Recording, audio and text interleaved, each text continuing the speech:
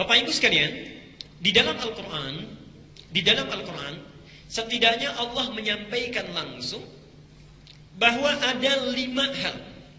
Sekali lagi, ada 5 hal yang akan diberikan oleh Allah pada orang yang sholat. Sekali lagi, ada 5 hal yang akan diberikan oleh Allah pada orang yang sholat, yang sholatnya ditunaikan sesuai dengan tuntunan Al-Quran dan Sunnah, yang sholatnya ditunaikan sesuai dengan ketentuan Al-Quran dan Sunnah. Yang 5 hal ini tidak akan mungkin diberikan pada orang yang tidak sholat. Sekali lagi, 5 hal ini tidak mungkin diberikan pada orang yang tidak sholat, atau orang yang sholat tapi sholatnya tidak sesuai dengan tuntunan Al-Quran dan Sunnah. Hati-hati ya. Jadi 5 hal ini tidak akan diberikan pada orang yang tidak sholat, atau orang yang sholat tapi sholatnya tidak sesuai dengan ketentuan Al-Quran dan Sunnah. Baik. Sekarang mari kita lihat apa saja yang 5 ini. Nomor 1 kata Al-Quran, dalilnya bukan surah Al-Ankabut surat 29 ayat 45. Allah berjanji dalam ayat ini, di surat ini, surah 29 Al-Ankabut ayat 45. Perhatikan janji Allah di sini. Allah berjanji siapapun yang sholat dengan benar, itu akan dijadikan sebagai orang yang berkepribadian baik. Singkatnya, orang sholat pasti baik. Inna sholata tanha 'anil fahsya'i wal munkar. Sungguh sholat yang dilakukan dengan benar itu. Lihat kalimat Qur'annya ya. Saya tuliskan di sini kalimat Qur'annya. Jadi Bapak Ibu sekalian, di dalam bahasa Arab itu ada yang menggunakan alif lam, ada yang tidak menggunakan alif lam. Kalau dalam ilmu bahasa Arab disebut dengan nakirah dan ma'rifah. Ya. Salat gini. Oke. Ada yang pakai alif lam, as-salat. Perhatikan di sini. Kalau kalimatnya tidak menggunakan alif lam, ini disebut dalam ilmu bahasa Arab dengan kalimat nakirah. Maknanya umum, bebas, umum. Jadi kalau Allah menyebutkan tidak pakai alif lam, inna sholat, artinya sholat bagaimana saja. Mau sesuai Nabi, mau tidak sesuai Nabi, mau khusyuk, mau tidak, mau paham, mau tidak. Nah, itu maksudnya. Tapi kalau digunakan alif lam, itu bukan sholat yang biasa. Sholat yang khusus. Ma'rifah. Kalau dalam bahasa Inggris itu seperti artikel the dalam bahasa Inggrisnya. The. Car, mobil. The car, mobil itu. Tidak yang lain. As-salat bukan salat biasa. Salat seperti yang dituntunkan oleh Al-Quran, dipraktikkan oleh Nabi SAW. Jadi orang yang salatnya benar, ini ada alif lam di sini. Hati-hati, karena itu belajar ilmu Quran itu penting Bapak Ibu ya. Kalau kita cuma baca terjemahan, ini tidak didapatkan. Bukan salat biasa. Salat yang benar, dipelajari ilmunya dengan baik, itu pasti akan menjadikan satu orang ini pasti jadi orang baik. Sumber kejelekan yang menjadikan seseorang menjadi buruk perilakunya itu cuma 2. Tidak ada yang lain. Yang satu disebut dengan fahsya. Yang kedua disebut dengan munkar. Tidak ada yang lain kecuali 2 ini. Fahsya adalah keburukan yang ditolak oleh nurani, ya, ditolak oleh nurani kita. Bentuknya bisa banyak, umumnya kepada sesuatu yang kotor. Gosip itu fahsya, gibah itu fahsya, pornografi itu fahsya, porno aksi itu fahsya, ya. Membicarakan hal-hal yang buruk itu fahsya. Maaf, selama ini ribuan kali kita sholat, berapa kali seringnya dengar gosip? Orang sholat seharusnya menjauhkan dia dari fahsya. Kalau selama ini kita sholat tapi masih senang membicarakan orang lain, senang melihat kejelekan orang lain, senang mendengar tentang keburukan orang lain, berarti ada sesuatu yang belum sempurna dalam sholat kita. Jelas di sini? Satu. Yang kedua, mungkar. Mungkar itu sesuatu yang diingkari oleh hati kita. Bohong itu mungkar, mencuri itu mungkar, berselisih itu mungkar, bertengkar itu mungkar. Oke? Korupsi itu mungkar. Jadi kalau ada orang sholat tapi masih senang berbohong, orang sholat masih gemar berselisih, orang sholat masih senangnya bertengkar, sukanya mencuri, mohon maaf, ada yang korupsi dan sebagainya, berarti ada yang salah dengan sholatnya. Jelas ya? Karena itulah Nabi menyampaikan, bila Anda mempunyai anak usia 7 tahun, yang pertama diajari adalah sholatnya. Kenapa? Kalau sholatnya sudah bagus, pasti anak itu tumbuh menjadi anak yang baik. Itu rahasianya di sana. Jadi kalau dididik sholatnya benar, sebagaimana Nabi mencontohkannya, pasti tumbuh jadi anak baik. Kalau 10 tahun gak mau sholat juga diapakan? Sudah salah lagi. Dikit-dikit main pukul aja gitu ya. Subhanallah. Katanya mau ikut sunnah Nabi, saya nggak pernah tuh baca sirah Nabawi ada Nabi memukul anaknya. Baik ya? Hasan Hussein, Nabi sedang sujud naik ke punggungnya, apa tiba-tiba berhenti dipukul dulu kan? Tidak. Ya? Malah diteruskan kan sujudnya. Ayo lihat ke sini ya. Ini persoalan kita ini. Banyak istilah yang sampai ke Indonesia tiba-tiba jadi berubah. Daraba itu punya 2 arti. Asal kata daraba itu bukan memukul. Daraba itu artinya membuat contoh yang menjadikan kita paham. Membuat contoh yang menjadikan kita paham. Oke. Al-Baqarah ayat 26. Ayo. Yang bisa acungkan tangan. Kalau nggak bisa nunduk aja. Tadi sudah sampai 64. Innallaha la yastahyi ay yadriba matalan ma ba'udatan fama fawqaha daraba yadrib. Allah tidak pernah malu untuk membuat perumpamaan yang menjadikan kita paham, mengerti, memberikan contoh yang membuat kita mengerti, walaupun itu harus ditunjukkan dengan nyamuk. Jadi daraba itu tidak harus memukul, asalnya memberikan pengertian contoh sehingga kita bisa paham. Jelas ya? Baik. Nah, dalam hadis itu disebutkan, bila anak 10 tahun tidak mau sholat, berikan dia contoh pelajaran yang membuat dia mengerti. Dan memberikan pelajaran tidak harus memukul. Tidak harus memukul, kurangi uang jajannya, simpan makanan kesukaannya, di training di kamar mandi 5 menit, bisa. Tidak harus dengan memukul. Sehingga dia mengerti kenapa saya tidak boleh menunaikan sholat tidak sesuai dengan contoh atau meninggalkan sholat sama sekali. Jelas sampai di sini? Kalau tabiat orang Arab, memang di Arab itu sampai sekarang kebiasaannya, kalau ingin memberi contoh itu ringan tangannya. Tangannya ringan. Karena mereka hidup di medan yang berat, pindah-pindah, ada Sahara dan sebagainya. Jadi kalau anak rewel sedikit saja, tidak tanya-tanya, tak gitu ya. Baik, ikut lagi dan sebagainya. Jelas sampai sini? Baik, itu satu. Jadi poin yang terpenting, kenapa diajarkan sejak dini sholat? Karena orang sholat itu pasti jadi orang baik. Satu. Yang kedua, pindah ayatnya. Quran surat 70 ayat 19 sampai dengan 23 Al-Ma'arij. Quran surat 70 ayat 19 sampai 23. Allah menyampaikan kesan di ayat ini, orang kalau sholatnya benar, itu pasti akan terbebas dari kegelisahan hidup yang dirasakan. Bahasa anak mudanya sekarang tidak akan galau. Jadi kalau orang sholatnya benar pasti tenang, tidak gelisah. Tenang, sulit gelisah. Lihat ayatnya, innal insana khuliqa halu'a. Sungguh manusia tercipta dengan pembawaan yang seringkali gelisah, tak tenang. Apa cirinya? Idza massahu syarru jazu'a.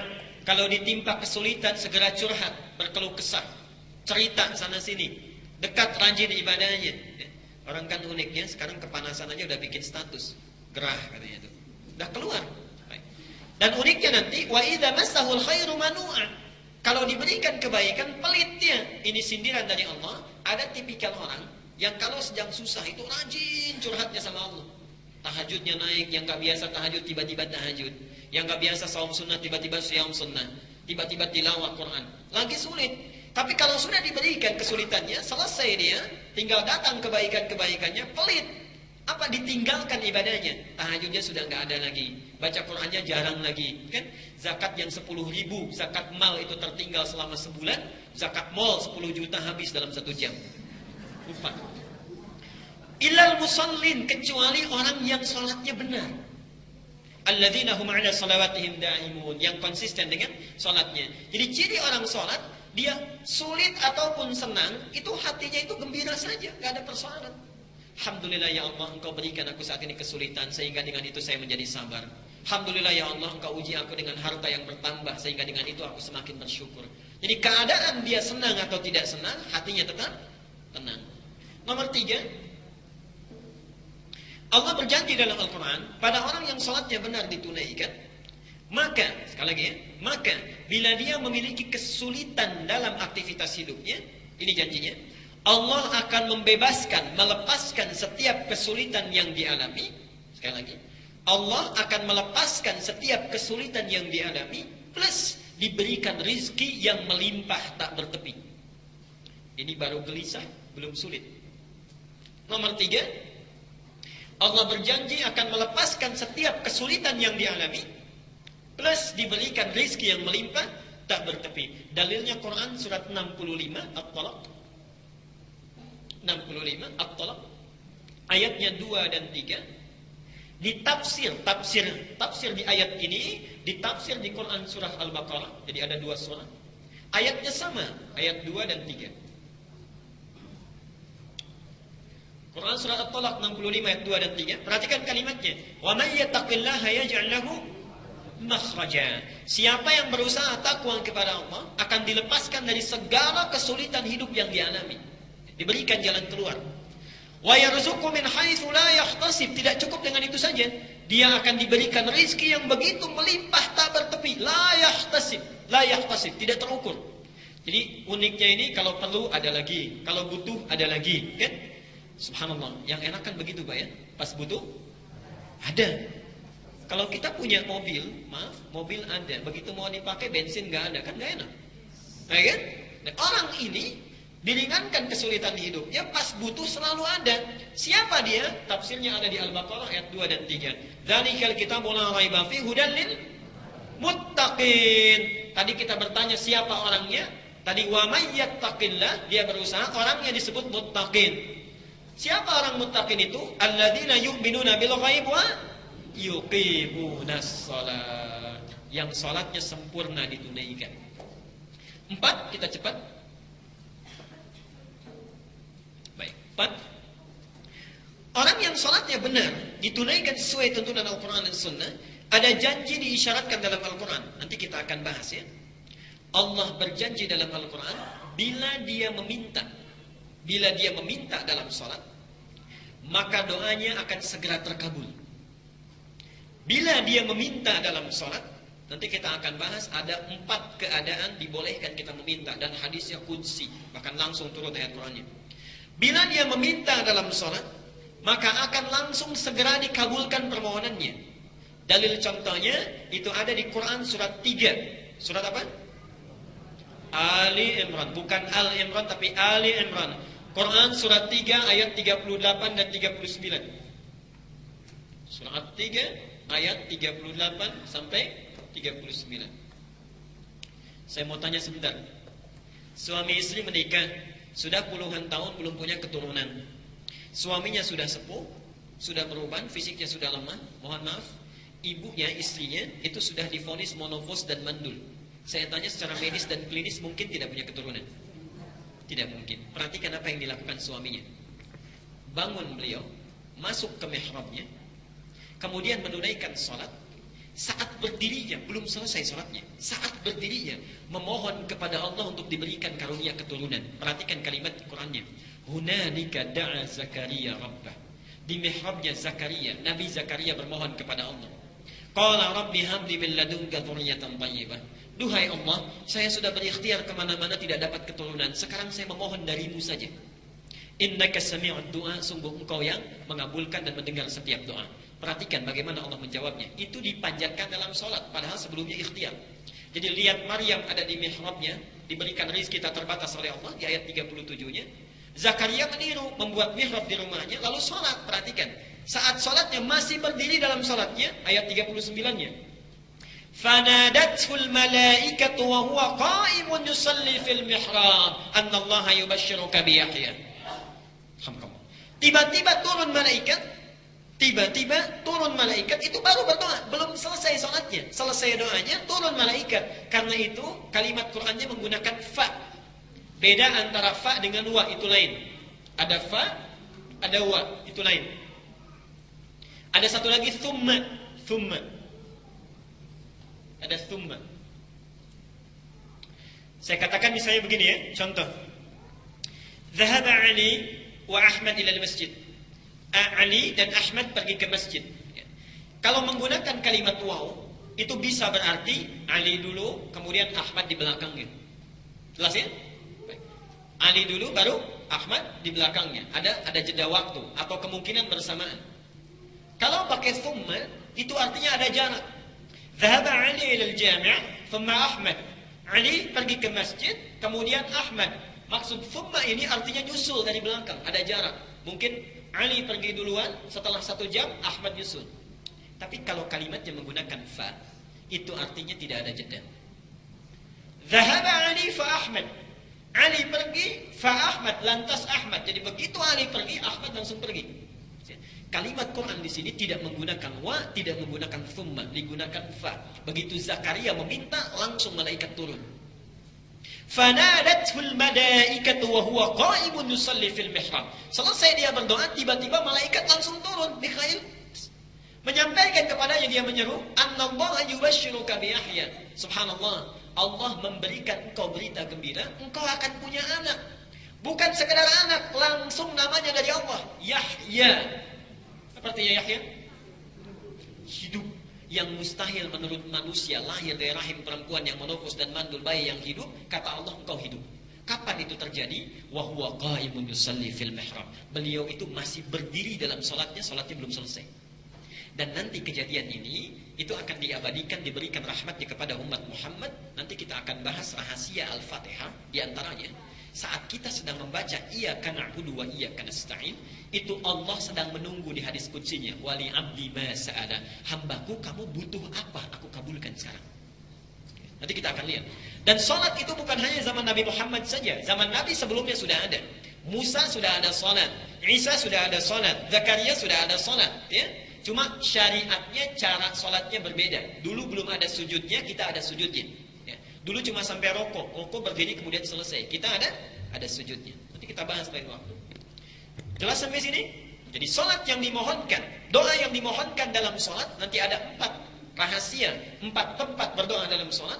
Bila kita benar gunakan itu, Allah segera mengabulkan doa kita bila benar cara menunaikannya. Terakhir yang kelima.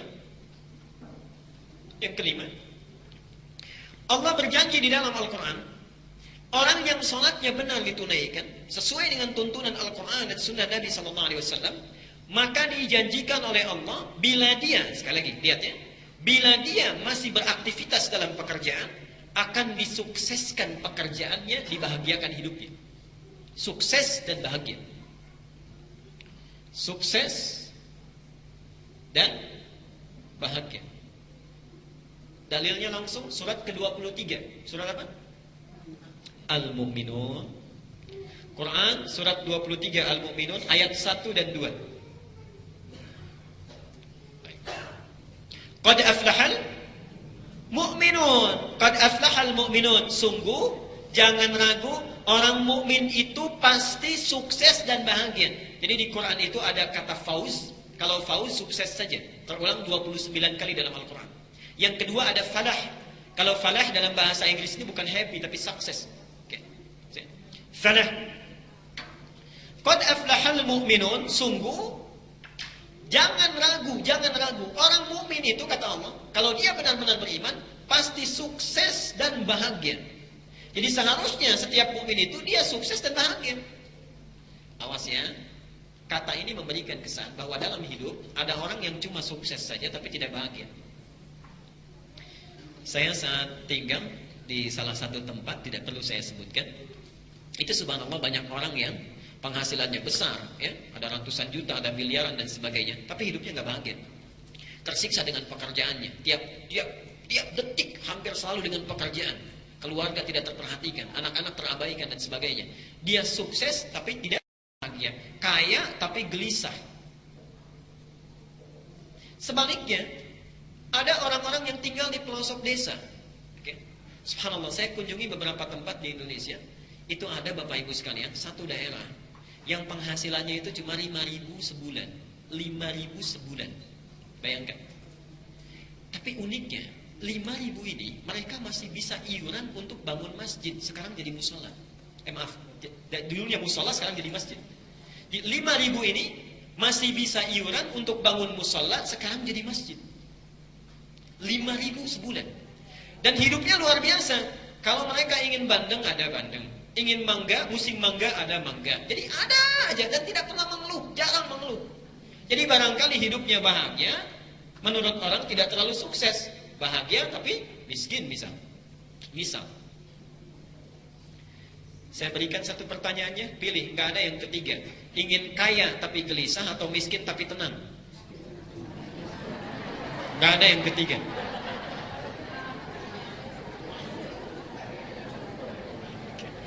Kaya tapi gelisah atau miskin tapi tenang? Kaya tapi tenang, baik.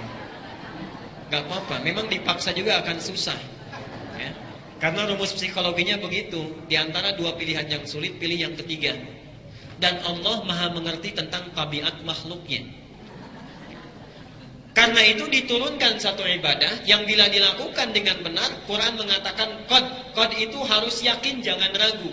Dia akan sukses, bahagia, dia kaya sekaligus tenang. Apa itu? Alladzina hum fi salatihim khashi'un, ayat keduanya. Karena itu khusus untuk para ayah, perhatikan ya. Satu-satunya kalimat yang dalam ibadah diulang-ulang 5 kali sehari untuk mengingatkan, itu cuma sholat. Tadi apa? Qad aflahal. Lihat kalimat falah ini diperdengarkan kepada kita 5 kali dalam sehari. Dalam azan itu setelah hayya 'alas shalah apa? Hayya 'alal falah. Allah sudah mengingatkan, ayo sini sholat, kamu akan sukses dan bahagia. Tapi kadang-kadang kita nggak yakin. Coba saya tanya ya, kalau Bapak misalnya sedang sibuk ini, ada proyek ditangani 5 miliar, tiba-tiba azan, diteruskan proyeknya atau sholat dulu? Atau Ibu nggak usah jauh-jauh, Ibu sedang ada informasi di Grand Mall, diskon 95%, dipanggil sholat, diteruskan ke sana atau sholat dulu? Nggak yakin saya. Kita nggak yakin. Padahal Allah mengatakan harus yakin. Qad aflahal mu'minun. Hayya 'alas shalah, hayya 'alal falah. Karena itu dinamakan dengan azan. Apa artinya azan? Tuh, sudah keliru lagi.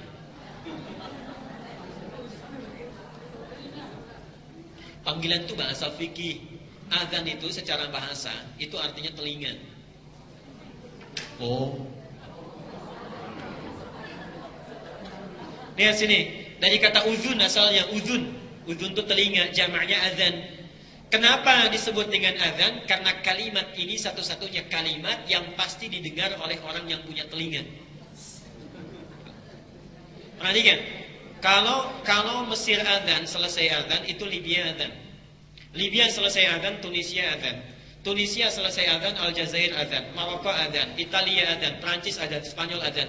Ternyata lafaz azan itu 24 jam tidak pernah berhenti di muka bumi ini. 24 jam.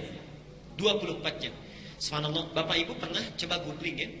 Ada seorang reporter yang menangis itu ketika melihat azan, mendengar azan. Di seluruh pelosok itu azan semuanya, tidak ada yang tidak. Jadi bahkan ada di Australia itu, di Australia pernah ada seorang masuk Islam hanya karena dengar azan subuh. Ini mohon maaf ya, kadang-kadang hidayah Allah, Ibu, itu bisa tiba tanpa kita duga. Mahal hidayah itu. Pernah dengar kisah sebentar?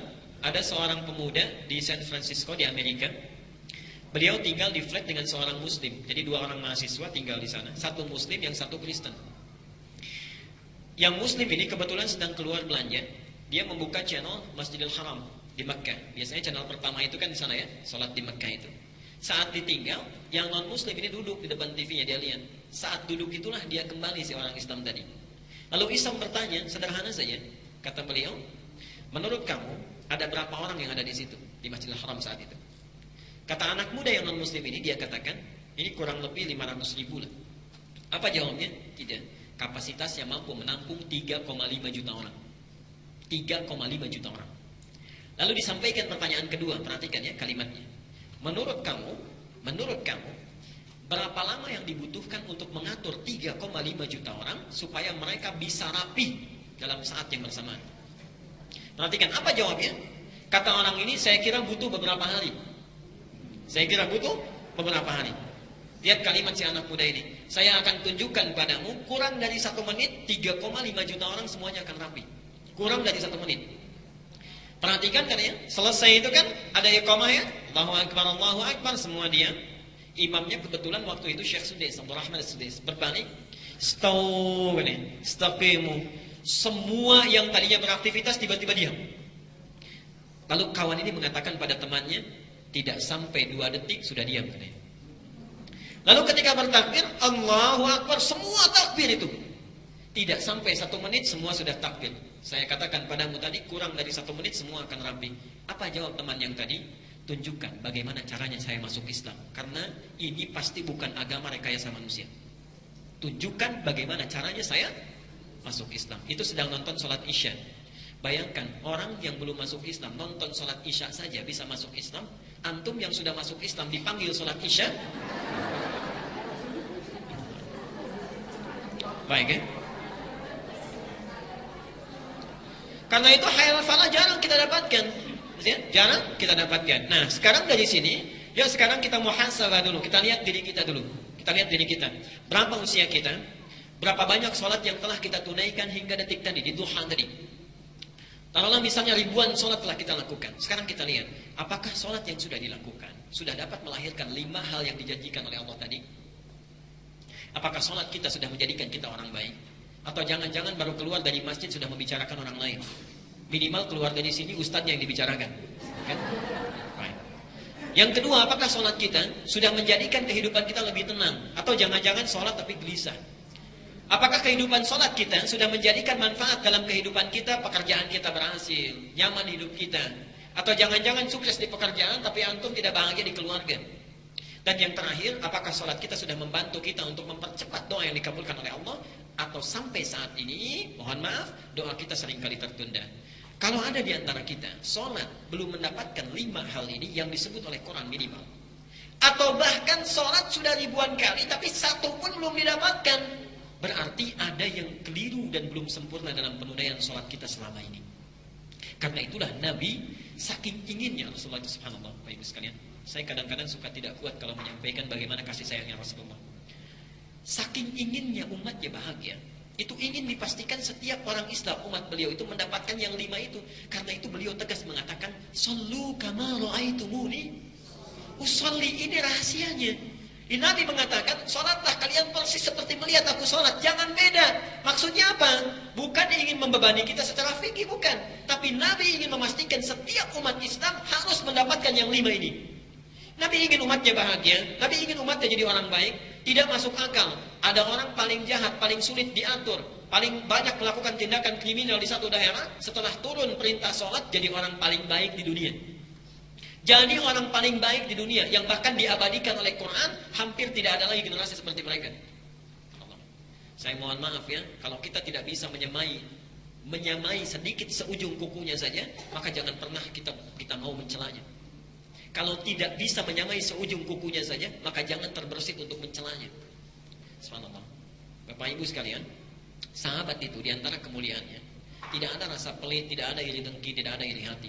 Kalau misalnya kita lewat sekarang, saya lewat bapak misalnya Pak, kemudian saya lihat bapak pakai baju bagus, subhanallah, thawbuka jamil, ma'ajabat thawb, bagus sekali baju kamu, itu langsung dilepas dikasihkan. Langsung dilepas dikasihkan. Karena mereka tahu tidak mungkin dicapai puncak kebaikan sebelum menginfakkan apa yang paling disukai. Ali Imran 92, lan tanalul birra hatta tunfiqu mimma tuhibbun. Tidak mungkin mendapatkan albir. Albirun itu sifat-sifat puncak yang baik, albir. Sifat-sifat yang baik. Kalau albirun ini sudah didapati melekat dalam diri seseorang, berubah namanya dari birun menjadi mabrur. Dari sini ada istilah haji. Jadi haji mabrur itu adalah haji yang setelah dilakukan melahirkan kebaikan-kebaikan yang sebelumnya tidak didapati. Nah, ada cara di Quran, perhatikan caranya. Saya tawarkan, ada cara di Quran, perhatikan ya. Coba kalau saya berikan 2 tawaran. 1, Bapak Ibu haji tapi belum tentu mabrur. Atau pilih yang kedua, tidak haji, insya Allah sudah pasti mabrur. Pilih 1 atau 2. Gak ada yang ketiga kalau ini, serius. Haji belum tentu mabrur, tidak haji pasti mabrur. Pilih yang mana? Kedua ya. Baik. Yang paling kencang saya tes sendiri. Lan tanalul birra. Tidak mungkin